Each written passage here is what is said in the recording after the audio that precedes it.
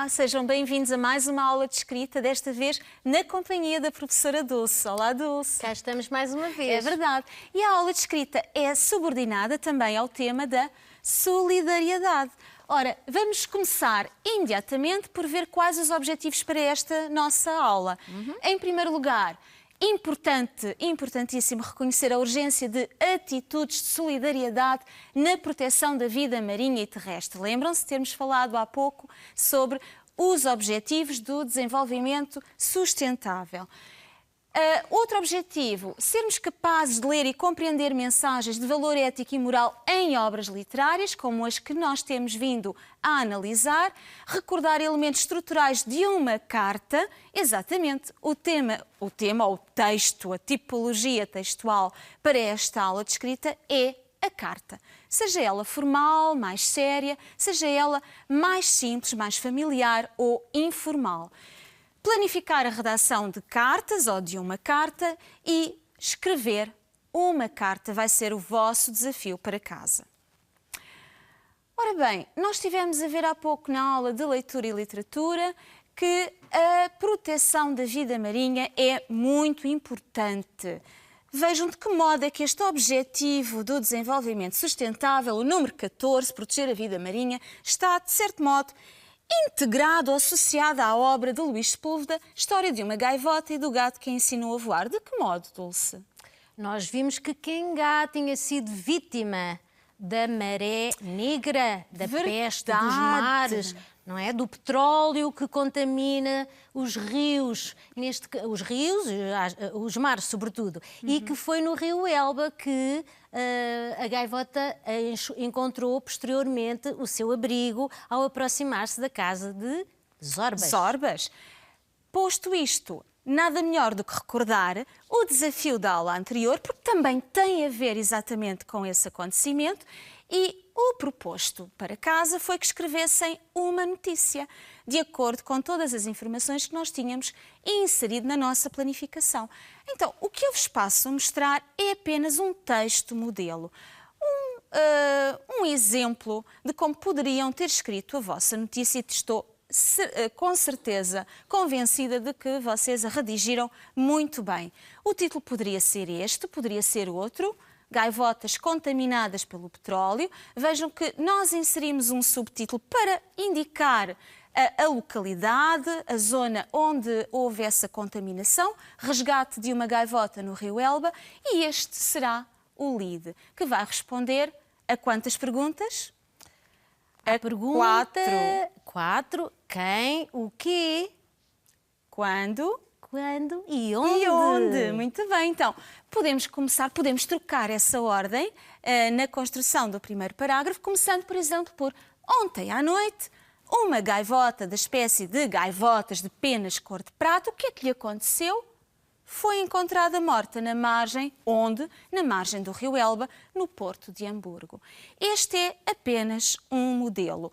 De seguida, temos o corpo da notícia, que não vou passar a ler porque está disponível na ficha que vos vai ser facultada, e vamos retomar então a nossa aula de hoje. Estava a professora Dulce a dizer, e muito bem, que a Quengá foi vítima da maré negra.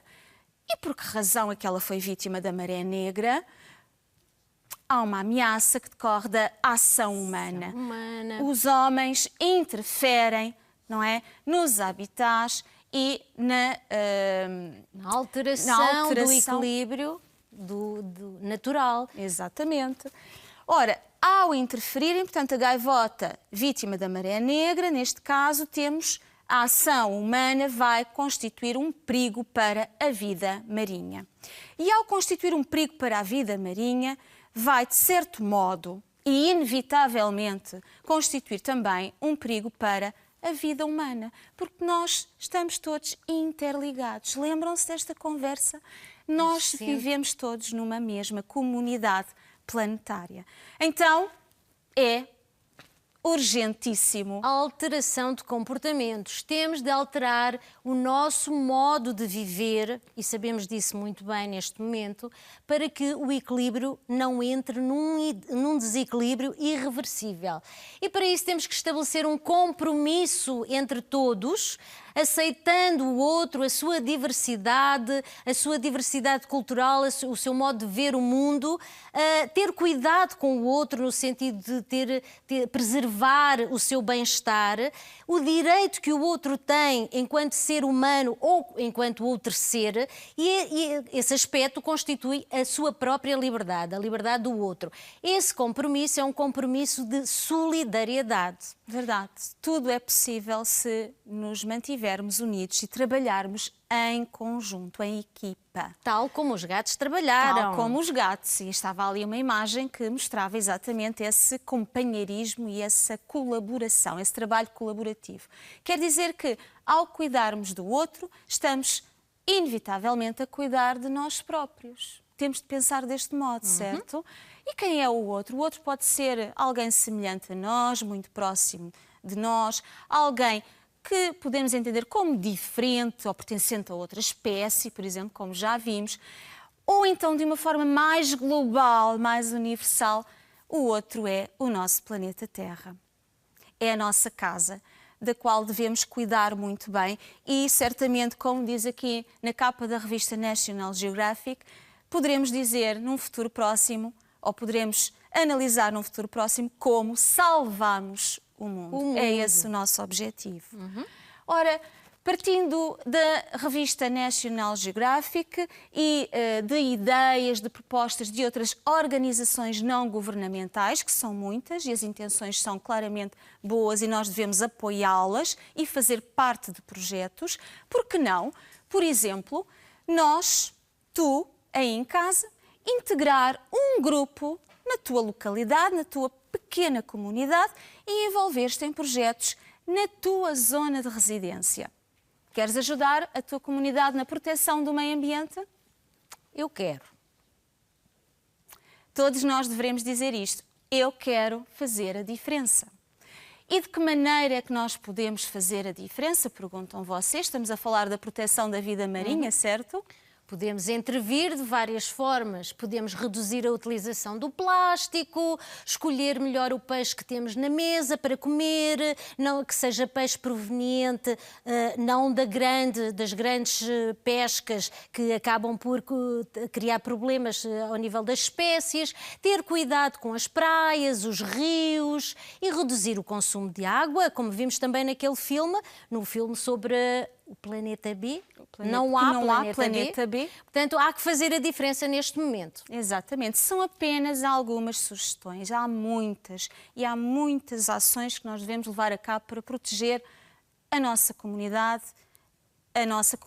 planetária. Ora, o outro objetivo que estava destacado já na aula de leitura e literatura e agora na aula de escrita é o objetivo número 15. Além de protegermos a vida marinha, devemos proteger a vida terrestre. Ambas estão interligadas e, de facto, há interferências, não é? Uma na outra. Pronto. A obra que vai ilustrar esta proteção da vida terrestre, a adoção de comportamentos que não só ajudam a Terra, mas também nos ajudam a ter uma vida mais natural, mais saudável, mais equilibrada, é a obra de Michel Tournier, Sexta-feira ou A Vida Selvagem. Michel Tournier é um autor francês. Portanto, fica como sugestão de leitura para os alunos que ainda não leram, sétimo ano, ainda não leu, vai provavelmente ler muito em breve. De qualquer forma, é sempre uma sugestão para todos aqueles que estejam antes ou depois, podem ler. Tem sempre uma lição a tirar. É verdade. São leituras muito úteis. Ora, nós já vimos na aula de leitura e literatura uma síntese, não é? Percebemos Exato. De que modo relacionada mais com a presença do humano, não é verdade? Foi uma análise, uma leitura no sentido de destacar a importância do ser humano para o próprio ser humano enquanto reforço da sua própria humanidade. E agora vamos observar na questão da sustentabilidade. Uma vida sustentável. Ou seja, como posso proteger a vida terrestre. E temos o exemplo de Robinson adotou um estilo de vida mais sustentável, mais equilibrado e saudável, não só para ele como para a comunidade, para a própria ilha, que se chama, tem um nome curioso, Dulce. Esperança. Esperança. Esperança. Então, também lembram-se da simbologia do voo de ditosa? Um dos aspectos, um dos valores que nós lhe atribuímos foi precisamente o de esperança para a humanidade. A libertação de uma série de preconceitos, de conceitos, de atitudes e de ações que contaminam o equilíbrio do nosso planeta e, portanto, temos que adotar novos comportamentos, como já foi referido, na esperança de alcançar o equilíbrio da comunidade planetária. É esse o grande objetivo. Muito bem, então, Robinson realmente organizou a sua vida de um modo sustentável. Vejamos, ele organizou quintas e hortas, portanto ele tinha cabrinhas, coelhos e para esses animais criava, cultivava, melhor dizendo, aquilo que poderia ser uma alimentação também saudável para os próprios animais que vinham ter com ele, como é o caso das lebres chilenas que, de outra forma, se dispersariam pela ilha. Depois, muito importante, também se alimentava de peixe e criou uns viveiros de água doce. Nesses viveiros multiplicavam-se trutas e carpas.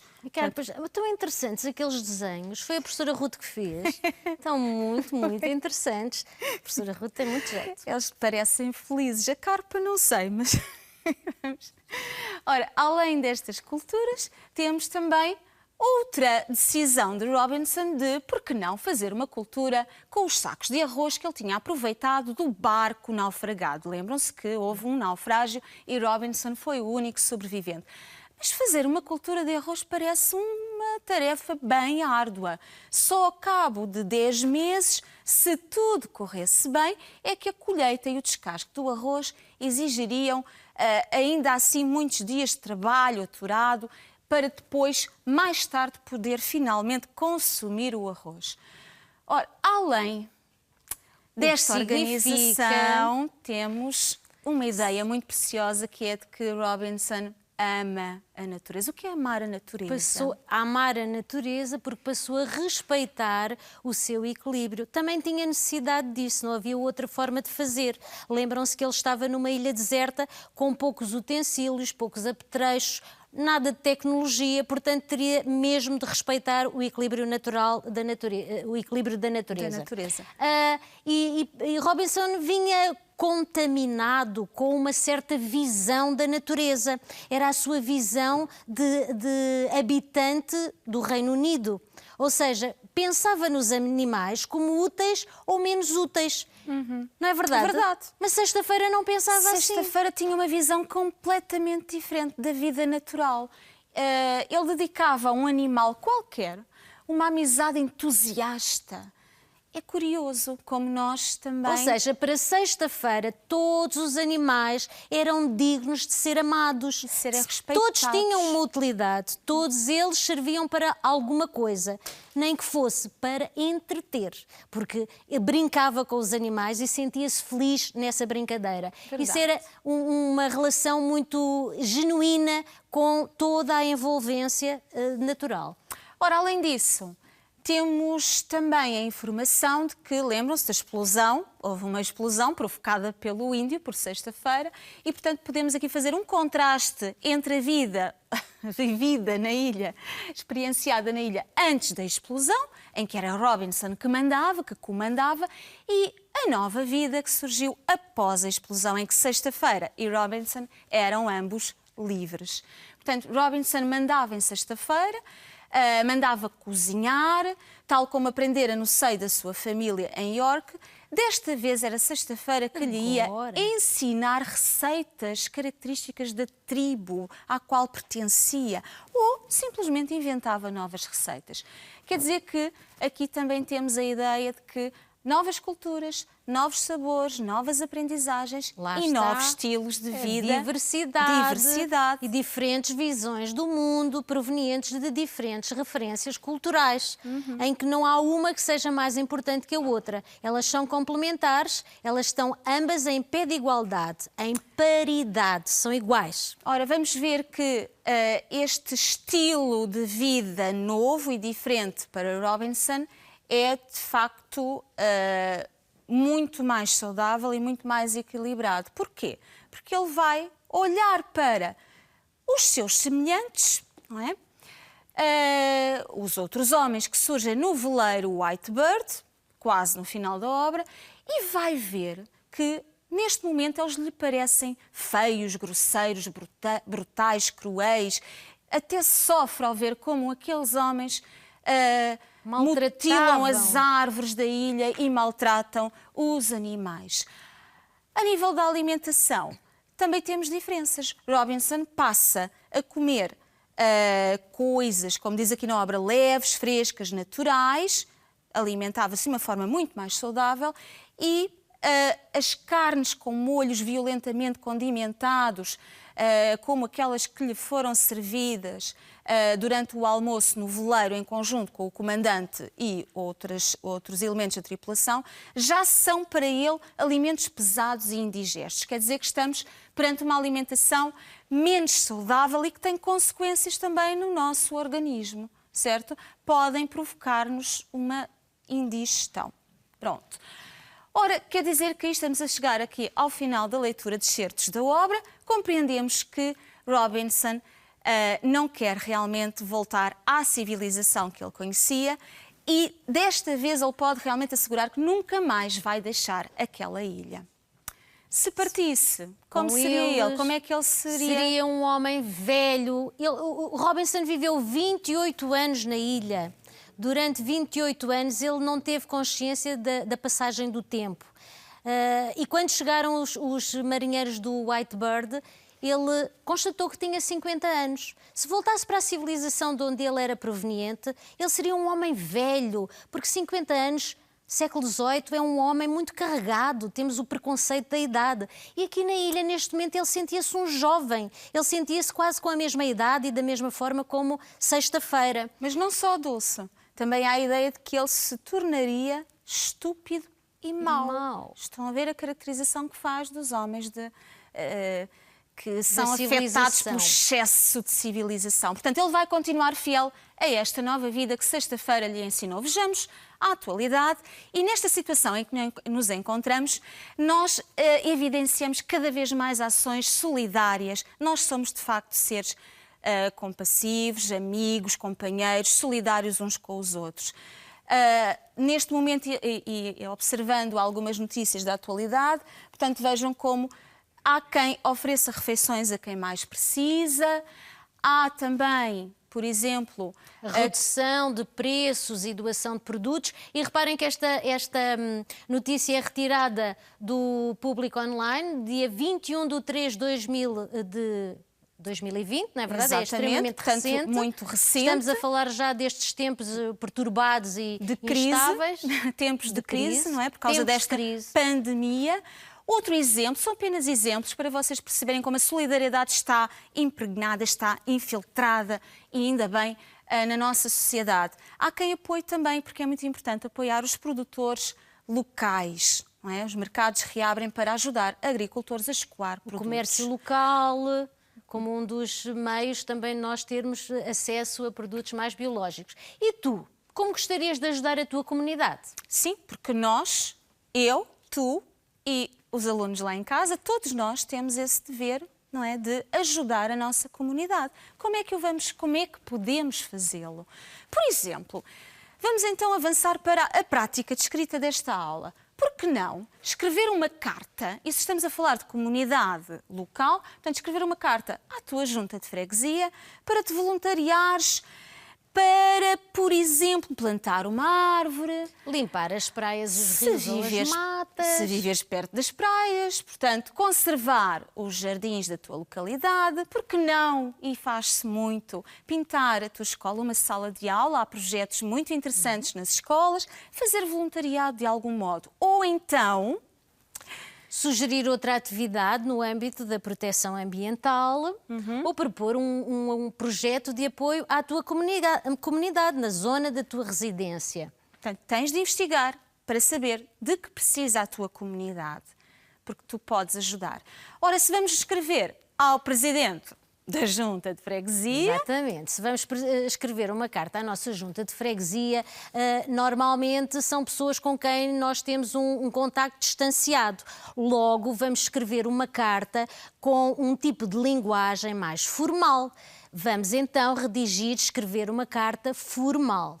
Carta formal tem uma estrutura, como toda a carta tem uma estrutura. A carta formal tem o cabeçalho, que vem da palavra cabeça, portanto é logo aquilo que aparece no início.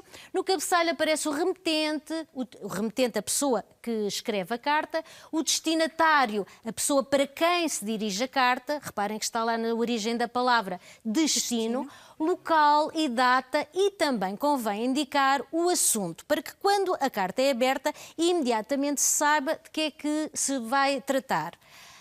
Na abertura temos a fórmula de saudação, com que se faz então o início da carta, o corpo da carta onde se desenvolve o assunto que já foi apresentado logo no início, através de um texto devidamente estruturado, introdução, desenvolvimento e conclusão, e no final a fórmula de despedida da nossa carta. E, mais importante também, ou também muito importante, a assinatura, para que quem recebe a carta saiba quem expôs o assunto. Muito bem. Ora, vejamos um exemplo de cabeçalho de uma carta formal, apenas um exemplo. Portanto, temos o remetente do lado esquerdo, no topo da carta, estão a ver cabeçalho, à cabeça da carta. Encostado ao lado direito, o destinatário da nossa carta formal, e vejam a linguagem que deve ser utilizada. Excelentíssimo senhor Presidente da Junta de Freguesia. Neste caso, nós selecionámos Odeceixe, convém fazer uma visita, uma viagem. Olá, Odeceixe. Bela terra, belo mar. Vejam que a seguir temos a localidade e a data e o assunto, que neste caso poderia ser disponibilidade para participar no projeto, se vocês souberem já de antemão qual é o projeto ou então outro que queiram sugerir. Ou podem perguntar que projetos é que a vossa Junta de Freguesia tem naquele momento a desenvolver e voluntariarem-se para participar nesses projetos. É muito importante ser proativo, não ficar à espera que as coisas nos cheguem. Formas de abertura, portanto, como é que nós nos dirigimos? Excelentíssimo senhor, excelentíssima senhora, solicito a vossa excelência, é realmente um vocabulário muito mais formal, mais sério.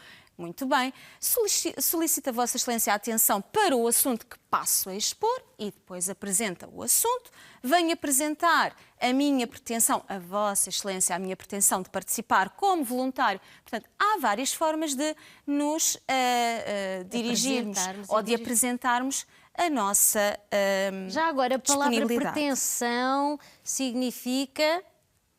Que significa? Intenção, vontade de, não é? Exatamente. Pronto. Desejo. Desejo de... Portanto, depois escreverão o corpo da carta, não é?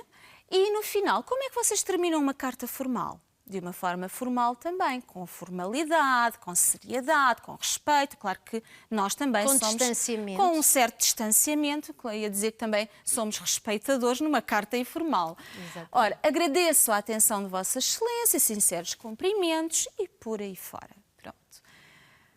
De seguida, por que não escrever uma carta informal? Portanto, se aprendem a fazer uma carta formal, a informal é muito mais fácil. O que é que significa uma carta mais pessoal, mais familiar? Então, damos-vos outra sugestão. Portanto, além de se voluntariarem para um projeto, para uma iniciativa de solidariedade na vossa junta de freguesia, na vossa pequena comunidade ou localidade, podem também, de seguida, e porque estamos longe uns dos outros neste momento, a treinar a prática, a escrita de uma carta dirigida a um amigo, a uma amiga, ao avô, à avó, a um familiar que está distante. Portanto, vejam que a estrutura é muito próxima da carta formal, mas não é necessário colocarmos obrigatoriamente o remetente, o destinatário, nem o assunto. Basta que indiquemos o local e a data, a fórmula de saudação, que será muito mais próxima, o corpo da carta obedece à mesma estrutura, portanto, temos que ter sempre uma introdução, um desenvolvimento e uma conclusão, despedirmos e assinarmos a carta. Nesta carta informal, há aqui uma particularidade interessante, embora não seja obrigatória, podemos utilizar o postscriptum. O que é que isto quer dizer? Palavra tão estranha, expressão mesmo. estranha. É de origem latina. e quer dizer mais ou menos após a escrita da carta. Pronto, da carta. Quer dizer que se vocês se esquecerem de dizer ou de perguntar alguma coisa e a carta já está escrita, ora que chatice, não vou voltar a apagar nem a acrescentar, não há problema nenhum, escrevem no final da carta com as iniciais PS e acrescentam a vossa informação. Pronto. Cá está, exemplos de saudação muito mais informais, mais pessoais, caro amigo, podem tratá-lo pelo nome, olá na bela querida avó. E no fecho da carta informal, também com amizade, um abraço, ou então, como nós gostamos muito de dizer, e já sentimos saudades, não é, de estar com os amigos, um beijinho, muitos abraços e saudades. Um chique coração. Ora, não se esqueçam de que há aspectos linguísticos a ter em conta, muito importantes, portanto, Então, utilizar a primeira pessoa, o eu ou nós, vocabulário mais cuidado, mais formal, precisamente na carta formal, vocabulário mais familiar e simples na carta informal, aquela que dirigimos aos amigos ou aos familiares, e o presente indicativo, uma vez estamos a relatar factos que aconteceram naquele momento, de um modo geral. Exatamente. Como já temos visto noutras aulas de escrita, é muito importante para articular, juntar, conectar, ligar ideias, portanto, usar os chamados conectores do discurso, discursivos, portanto, como o e, nem, porque, mas, logo entanto, que... logo que... São apenas exemplos. Na ficha de trabalho que estará disponível na página do Estudo em Casa, vocês terão uma lista um pouquinho mais extensa. Ora, vejam um exemplo de uma carta informal. Odeceixe, 22 de maio de 2020. Querida amiga, espero que estejas bem de saúde. Aqui em nossa casa todos estão bem. Tenho assistido às aulas através do Estudo em Casa, pela RTP Memória, e até estou a gostar. Os meus professores enviam-me os trabalhos para casa. Estou sempre à espera que o carteiro chegue. A professora de português pediu-me que escrevesse uma carta, tal como a professora pediu, na TV. E cá estou eu a escrever-te. Na verdade, estou cheia de saudades tuas e das tuas irmãs, dos nossos longos passeios à beira-mar. Não vejo a hora deste vírus desaparecer de vez para poderes vir passar as férias comigo. Vou contar-te uma novidade. Vou ajudar a limpar as praias. É um projeto da Junta de Freguesia e é claro que não é para já. E vou ter de usar máscara e luvas. Vai ser fantástico. Bem, vou terminar os trabalhos de matemática e depois vou jantar. Escreve-me e envia-me novidades aí de Lagoa. Dá um abraço apertado ao teu cãozinho felpudo, que eu adoro. Beijinhos para todos, e especialmente para ti. Saudades. Sofia. Que projetos há na tua localidade? Cá está o tal PS, postscriptum, não é? Pelos vistos, a Sofia esqueceu-se de perguntar que projetos havia na localidade da amiga, vão partilhar os projetos. Vão partilhar, muito bem. Que iniciativas é que existem num lado e no outro? Ora bem, estamos mesmo no final da aula, portanto, vamos ver os objetivos alcançados. Reconheci, sim, poderás dizer aí em casa que reconheceste a urgência de atitudes de solidariedade na proteção da vida marinha e terrestre. Leste e compreendeste mensagens de valor ético e moral em obras literárias, é verdade, concordamos. Revimos em conjunto, reviste elementos estruturais de uma carta formal e informal e acompanhaste a planificação de uma carta. Aliás, até lemos o exemplo de uma carta informal. E o que é que vais fazer em casa? Desafio! Escrever uma carta. Portanto, não te esqueças que podes escrever uma carta e deves treinar uma carta mais formal, não é? Respeitando todas aquelas indicações que te apresentámos e, de seguida, poderás também optar por escrever uma carta informal a um amigo, a um familiar. É muito importante. E já agora? Juntos somos mais fortes. É verdade. Voltamos ao tema, solidariedade. Voltamos ao tema da solidariedade e temos mais uma vez uma imagem retirada da internet, da página da Greenpeace, lembram-se da Greenpeace?